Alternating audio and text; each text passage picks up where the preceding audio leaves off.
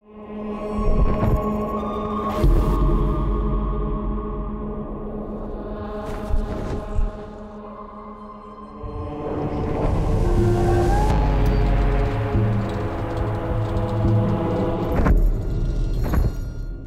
Inferno, there's just nowhere to just hang out. You know, I'm just going to go to the jacuzzi area.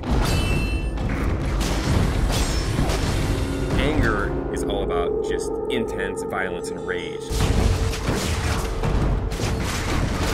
Everything in the world is against you. Cutting limbs off, heads are coming off.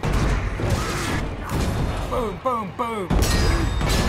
Anger is definitely a level that Dante can sort of unleash his fury in.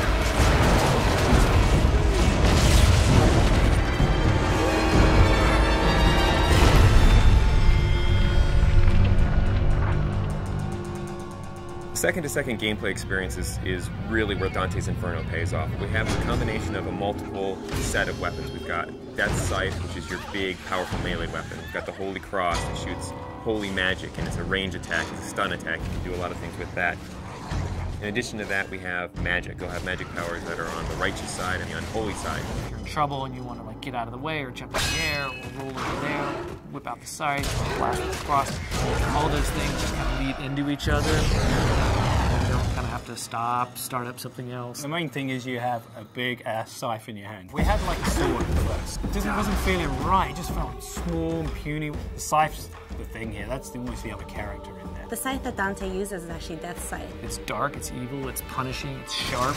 There's actually a lot of different modes you could go in. It could kind of have this sort of straight spear-like mode. It also has what we call sort of the collapse mode, where it's more like a scythe that's just on his wrist.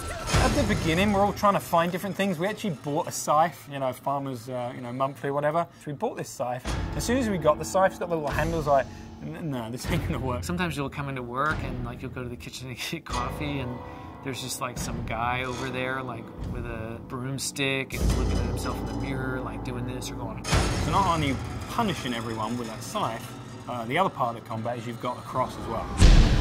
The cross primarily is about stunning, pushing back, holding off enemies to buy yourself time. You know, it never really touches anyone physically. It's more about the power that emanates from it.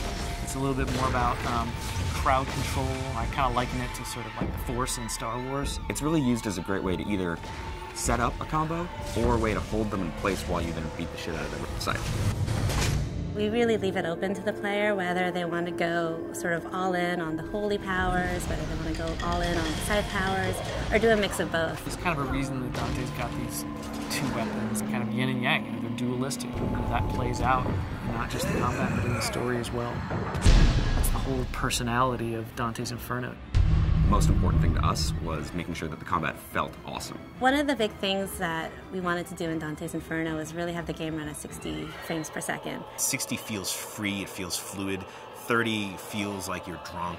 I mean, we did some tests, you know, where we took 30 and we took 60. You can totally tell the difference. As soon as you go to 60, you just see the flow, you see the trails, the scythes leaving behind, it's just the smoothness.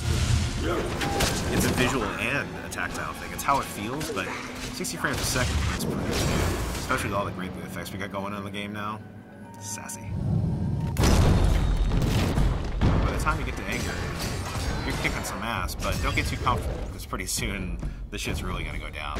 Going to anger, which is really combat focused, and you're really gonna test your skills in that arena. Then you're gonna go into heresy, which I think will make you think about certain things that you may not normally think about in a video game. Dante starts to go wild.